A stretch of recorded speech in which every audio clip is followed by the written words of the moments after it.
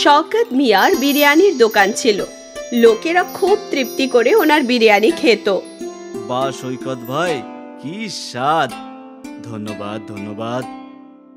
বিরিয়ানির স্বাদ ভালো ছিল, এই জন্য ওদের রোজগারও ভালো হতো। শওকত মিয়া প্রতি মাসে 20,000 টাকা নিজের মায়ের হাতে তুলে দিত।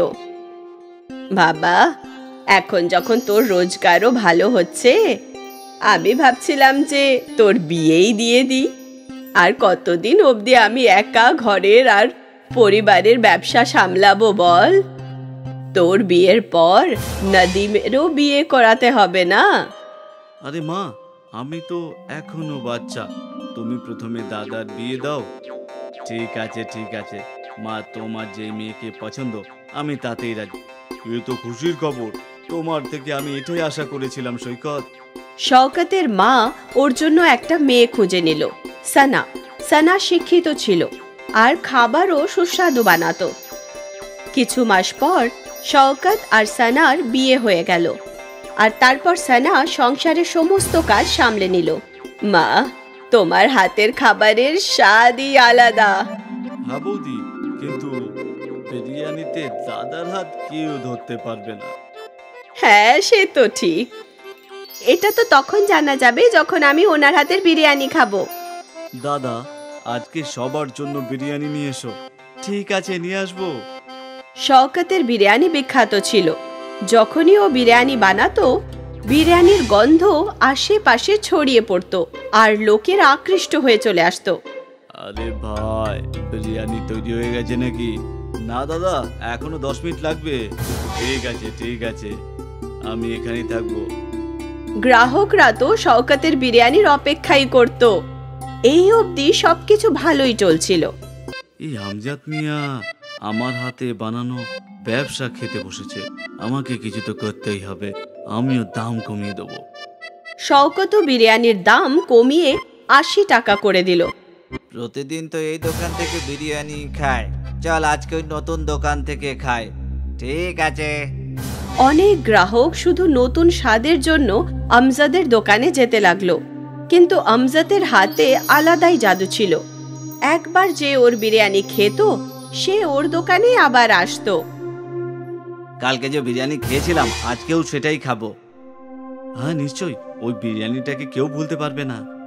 আস্তে আস্তে শওকতের গ্রাহক কমতে শুরু করলো। হয়তো এটা কিছু সময়ের জন্য। আমজাদের দোকান নতুন, তাই লোকেরা ওখানে বিরিয়ানি খেতে যাচ্ছে। কিছুদিন পর আমার গ্রাহক ফিরে আসবে। শওকত নিজেই নিজেকে এটা বোঝানোর চেষ্টা করলো, কিন্তু ব্যবসায় লস ওকে চিন্তায় ফেলে দিয়েছিল। এখন বাড়িতেও ও সবসময় চিন্তিত থাকতো। কি হয়েছে শওকত, তুই কি নিয়ে এত ভাবছিস? কি আর বলবো মা, আমার দোকানের সামনে আরো একটা বিরিয়ানির দোকান হয়েছে। আস্তে আস্তে আমার সমস্ত গ্রাহক ওখানেই যাচ্ছে। এইরকম চলতে থাকলে একদিন আমাকে দোকান বন্ধ করে দিতে হবে। এরকম কিচ্ছু হবে না বাবা, ওপরওয়ালা আছে তো, হয়তো এটা কদিনেরই ব্যাপার। আমি এটাই আশা করছি মা। শওকত চিন্তায় ছিল, আর এই কথাটায় পুরো পরিবারের খারাপ লাগছিল। ওই রাতে সানা শওকতের পুরো ব্যাপারটা জানলো। যদি দামের জন্যই গ্রাহক অন্য দোকানে যাচ্ছে, তাহলে আমরা যদি দাম কম করে দেখি। আমরা কি করে দাম কমাবো সানা? বিরিয়ানি 1 প্লেট বানাতেই 50 টাকা লাগে, আর আমি 80 টাকায় বিক্রি করছি, মানে শুধু 30 টাকার লাভ। যদি এটাও কমিয়ে দিই, তাহলে সংসার খরচ কিভাবে চালাবো? তাহলে কি আমরা বিরিয়ানি বানানোর জিনিসপত্র সস্তায় কিনতে পারি না? বিরিয়ানিতে সব থেকে দামি হলো চাল, সম্ভবত বাসমতি চাল। কিভাবে সস্তায় পাবো? এবার আমি বাসমতি চালকে প্লেন চালের সঙ্গে বদলাতে তো পারবো না। আমরা যদি বাসমতি চালের জায়গায় অন্য কোনো জিনিস ব্যবহার করি তখন? তার মানে? ম্যাগি। ম্যাগির অনেক ধরনের সুস্বাদু জিনিস হয়। যদি আমরা ম্যাগির বিরিয়ানি বানাই, তাহলে আমাদের খরচাও কম হবে। ম্যাগি বিরিয়ানি? এটা তো প্রথমবার শুনলাম। এখনকার যুগে আলাদা জিনিসই বিক্রি হয়, একবার চেষ্টা করেই দেখা যাক না? ঠিক আছে, আর এমনি তো কিছু তো হচ্ছে না, তাহলে ওটাই করা যাক। পরের দিন শওকত প্রতিদিনের মতো বিরিয়ানি বানালো, আর এইবার ও বাসমতি চালের বদলে ম্যাগি দিল।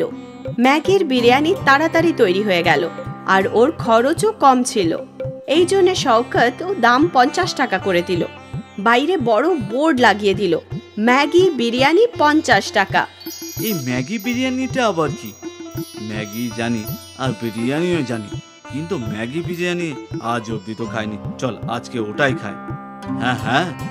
ম্যাগি বিরিয়ানির নাম পড়ে অনেক গ্রাহক ওর বিরিয়ানি খেতে পৌঁছলো।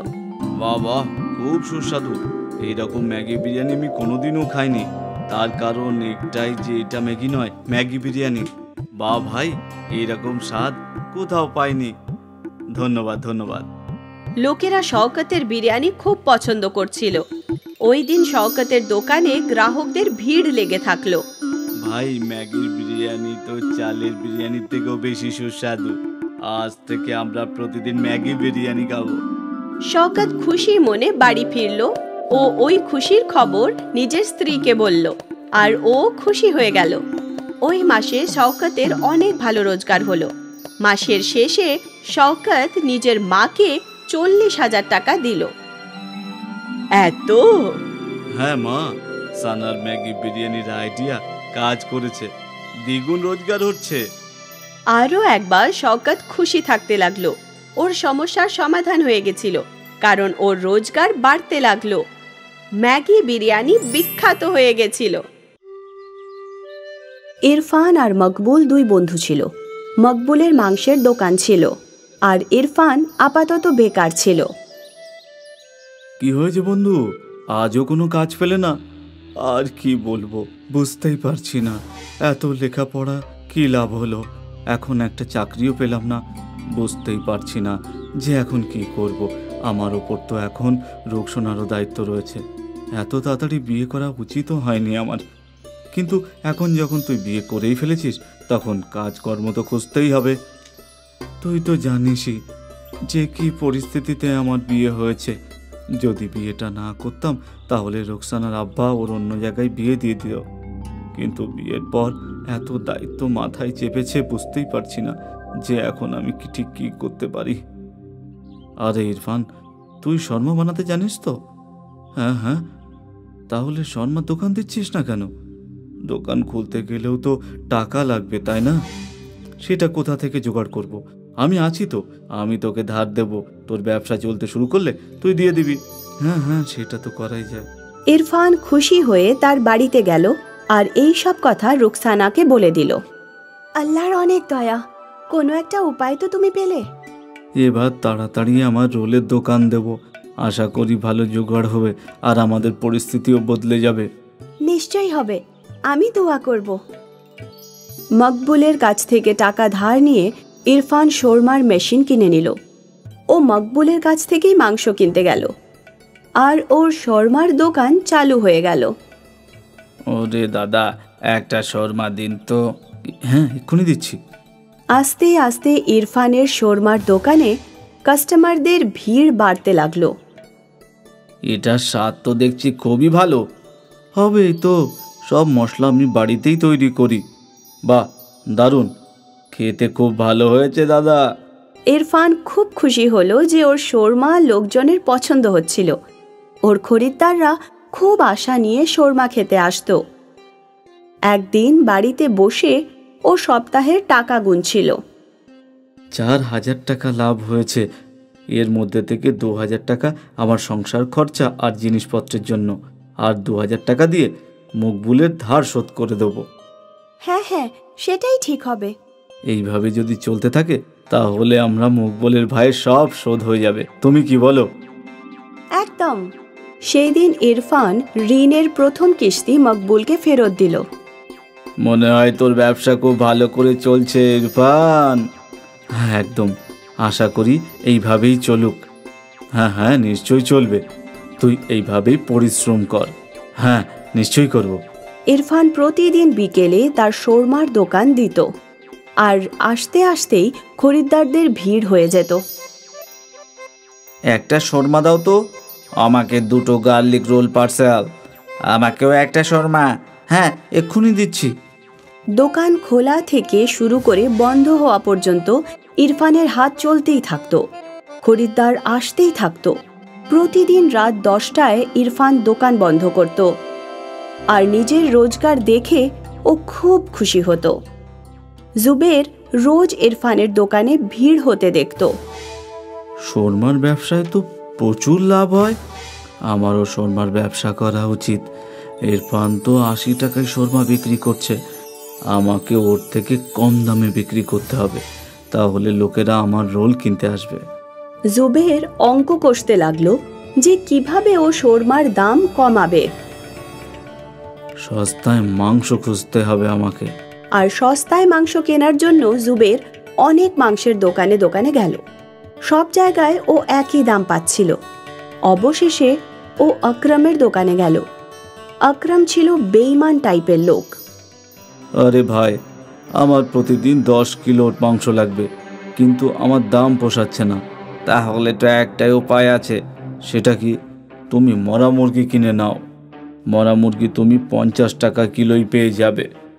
কিন্তু মরা মুরগিতে আমার কোনো ক্ষতি হবে না তো? আরে না না, এসবের জন্য মরা মুরগি তো কিনে নিয়ে যায় কারোর বাবার সাধ্যি নেই যে বোঝে যে মুরগি তারা খাচ্ছে সেটা জ্যান্ত কাটা হয়েছে নাকি মরা। কিন্তু এতে তো স্বাস্থ্যের কোনো ক্ষতি হবে না তো? আরে ভাই, কিচ্ছুই হবে না। এমনিতেও যখন আমরা এক জায়গা থেকে অন্য জায়গায় মুরগি নিয়ে যাই, তখন রাস্তায় চাপা পড়ে কিছু মুরগির চেপে মরেই যায়। সেগুলো খেলে আবার কিসের ক্ষতি হবে? ঠিক আছে, তাহলে আমাদের লেনদেন একদম পাকা। তুমি প্রতিদিন আমাকে 50 টাকা কিলো হিসাবে মাংস দেবে, পাক্কা। জুবের শর্মা বানানোর মেশিন কিনে নিল আর তারপর ইরফানের শর্মার দোকানের পাশেই নিজের দোকান খুলে নিল। জুবের বোর্ডে বড় করে দাম লিখে দিল। জুবের 50 টাকায় শর্মা বিক্রি করছিল। লোকেরা যখন সেখানে পৌঁছলো, তখন জুবেরের দোকানের সস্তা দাম দেখে অনেক লোকজন ওর দোকানের কাছে চলে গেল। কিন্তু এখনও এমন কিছু খরিদ্দার ছিল যারা ইরফানের দোকানেই শর্মা খেতে আসতো। দাদা, তোমার দোকানের মতো স্বাদই নেই ওই শর্মার দোকানে। ওর 50 টাকায় শর্মা পোষাচ্ছে, তাই ও বিক্রি করছে। সেটাও তো বটে, কিন্তু যারা সব সময় খায় তারা তোমার কাছেই ফিরে আসবে দাদা, তুমি চিন্তা করো না। হ্যাঁ, আল্লাহর ওপর আমার পুরো ভরসা আছে। সেদিন ইরফান মকবুল ভাইয়ের সাথে দেখা করলো। কি হয়েছে ইরফান, আজ তোকে এত বিষণ্ণ দেখাচ্ছে কেন বল? আর কি বলবো ভাই, জুবের শর্মার দোকান খুলেছে নতুন একটা, আর সে শর্মা 50 টাকায় বিক্রি করছে। এত সস্তায় কি করে, সেটা তো আমিও বুঝতে পারছি না ভাই। নিশ্চয়ই কোনো গন্ডগোল করছে, আমাদের খোঁজ নেওয়া উচিত। কিন্তু কি করে? চল আমার সাথে। সেদিন ইরফান আর মকবুল জুবেরের পিছু নিল। ওরা দেখলো যে জুবের আকরাম চিকেনের দোকানে গেল। এবার বুঝেছি, কি এই আকরম হলো 1 নম্বরের বেঈমান। ও নিশ্চয়ই জুবেরকে মরা মুরগির মাংস বিক্রি করছে। কিন্তু সেটা তো ঠিক নয়, মানুষের শরীর খারাপ হতে পারে। তাহলে আমাদের কি করা উচিত? দুজনে ভাবতে লাগলো যে ওরা জুবের আর আকরামকে কি করে আটকাবে। তখনই মকবুলের মনে পড়ল যে ওর এলাকায় একটা ফুড ইন্সপেকশনের অফিস আছে, যেখানে ফুড কমপ্লেন করা যায়। আমাদের ফুড ইন্সপেকশন অফিসে গিয়ে কমপ্লেন করা উচিত। ঠিক আছে। ইরফান আর মকবুল ফুড অফিসে গেল। তারপর ওরা সেখানকার বড় অফিসারকে জুবেরের বেইমানির কমপ্লেন করলো। আমাদের পরীক্ষা করে দেখতে হবে। ফুড অফিসার জুবেরের শর্মার দোকানে গেল আর সেখানে রাখা চিকেন আর রুটিগুলো পরীক্ষা করতে লাগলো। স্যার, কিছু সেটেলমেন্ট করা যাক।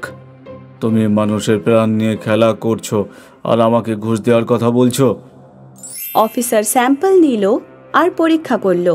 স্যার, এই চিকেন খাওয়ার যোগ্য নয়।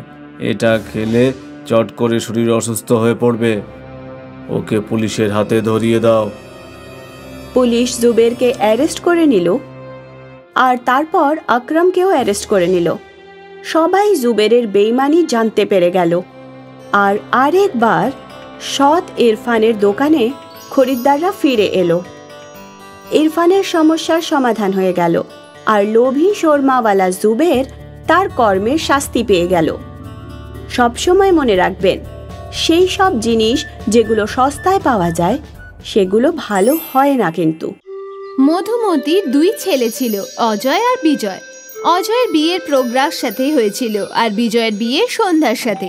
প্রজ্ঞা বাড়ির বড় বউ হওয়ার সব কর্তব্য পালন করত, কিন্তু তাও প্রায় প্রজ্ঞাকে অপমান করা হতো, কারণ ও পড়াশুনো জানত না। মধুমতি, তোর বড় বৌমা তো খুবই সুন্দর রান্না করে। শুধু রান্নাই করে, আর কিছু ওর দ্বারা হবে না। তার মানে? আর কি বলবো, আমার বড় বৌমা অশিক্ষিত। কোথাও কিছু পড়তে বললে তো ভিড়মিড়ি খেয়ে যায়। ও তো এরকমই, তুই ওকে ছাড়। আমার ছোট বৌমাকে দেখ, সন্ধ্যা। ও গ্র্যাজুয়েট আর চাকরিও করে। খুব ভালো। মালতীর খারাপ লাগছিল যে মধুমতি এইভাবে প্রজ্ঞার নামে নিন্দা করছিল। একদিনের ঘটনা, অজয় আর বিজয় বাড়ি ফিরল। ওরা দুজন খুব টেনশনে ছিল। কি হয়েছে? তোদের দুজনের মুখের 12টা বেজে আছে কেন? কর্পোরেশন থেকে নোটিশ এসেছে যে আমাদের বাড়ি ইল্লিগাল, আর খুব শীঘ্রই ওরা আমাদের বাড়িটা ভেঙে ফেলবে। আমরা তো অনেক বছর ধরে এখানে আছি, তাহলে এই বাড়ি ইল্লিগাল কিভাবে হলো? জানি না মা, কিছুই বুঝতে পারছি না। আর তখন থেকেই অজয় আর বিজয়ের কোর্টের চক্কর শুরু হয়ে গেল। কয়েক মাস কেটে গেল, শেষমেশ কোর্ট বিচার দিয়েই দিল। আপনাদের বাড়ি ইল্লিগাল, আর কর্পোরেশন খুব তাড়াতাড়ি ওটা ভেঙে ফেলবে। এই কথা শুনতেই মধুমতির পায়ের তলার থেকে মাটি সরে গেল। বাড়ির সবাই চিন্তায় পড়ে গেল। আর পরের দিনে বিজয় অজয়ের কাছে গেল। দাদা, আমি এই কোম্পানি থেকে একটা ফ্ল্যাট পেয়েছি। এ তো খুবই ভালো কথা, কিন্তু এই ফ্ল্যাটটা একটু ছোট, ওতে আমরা সবাই একসাথে থাকতে পারবো না। তাই আমি ভাবছিলাম আমি আর সন্ধ্যা শিফট হয়ে যায়। অজয় বুঝে গেল যে বিজয় এবার আলাদা হতে চাইছে। ও কিছু না বলেই রাজি হয়ে গেল। আর পরের দিন বিজয় আর সন্ধ্যা বাড়ি থেকে চলে গেল। অজয় ভাড়ায় একটা বাড়ি নিল, আর ওদিকে ওকে চাকরি থেকে বের করে দেওয়া হলো। অজয় খুব বড় মুশকিলে পড়ে গেছিল। তুমি কাঁদছো কেন? এই সমস্যা তো শেষ হওয়ার নামই নিচ্ছে না, একটার পর একটা বেড়েই চলেছে। আমার চাকরি থেকে বের করে দিয়েছে। এই কথা শুনে প্রজ্ঞাও হয়রান হয়ে গেল, কিন্তু ও অজয়কে ভরসা দিল। কোনো ব্যাপার না, তুমি চিন্তা করো না, তুমি আগের থেকেও ভালো চাকরি পাবে। কিন্তু ভাড়াও তো দিতে হবে, তাই না? এত খরচা আর কতদিন কিভাবে চালাবো বলো? আমরা দুজন মিলে কিছু করে নেব। আমরা দুজনে কি বা করতে পারি? আমি খাবার বানাতে পারি, তুমি বিক্রি করতে পারো। কোনো কাজ বড় ছোট হয় না। যদি আমরা দুজনে মিলে চেষ্টা করি, তাহলে এইসব বিপদ থেকে আমরা বেরোতে পারবো। তুমি ঠিকই বলেছো। প্রজ্ঞা সব ঘটনা ওর শাশুড়ি মধুমতিকে বলল। তুমি ঠিক বলেছো বৌমা, কঠিন পরিস্থিতিতে আমাদের সবার একসাথে মোকাবিলা করা উচিত। কিন্তু আমরা কোন খাবার বিক্রি করতে পারি? বাজারে তো সবকিছু আগে থেকেই বিক্রি হয়। আমরা কিছু না কিছু আলাদা খুঁজেই নেব। চলো বাজারে ঘুরে আসি। প্রজ্ঞা অজয়কে ওর সাথে বাজারে নিয়ে গেল, আর ওরা সব খাবারের দোকান দেখতে লাগলো। চাট, ভেলপুরি, ফ্রাঙ্কি, ম্যাগি, পরোটা সবকিছু তো এখানেই বিক্রি হচ্ছে। আমরা এই দুটো জিনিস মিলিয়ে দিলে? তার মানে? মানে তুমি নিশ্চয়ই ম্যাগি ফ্র্যাঙ্কি খেয়েছো। ওতে ম্যাগি আর ফ্র্যাঙ্কি একসাথেই থাকে, সেরকমই কিছু। তো এখন কি আমরা ম্যাগি পরোটা বেচবো? যদিও আইডিয়াটা খারাপ নয়, সস্তায় বানাতেও পারবো আর খুব বিক্রিও হবে। সত্যি? প্রজ্ঞা দোকান থেকে কয়েকটা ম্যাগির প্যাকেট কিনলো।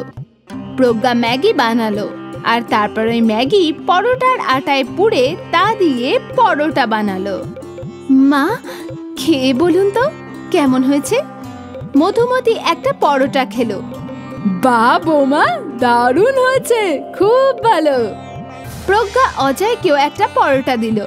অজয় তো মনের খুশিতে পরোটা খাচ্ছিল। কি হলো, তুমি বললে না তো কেমন হয়েছে?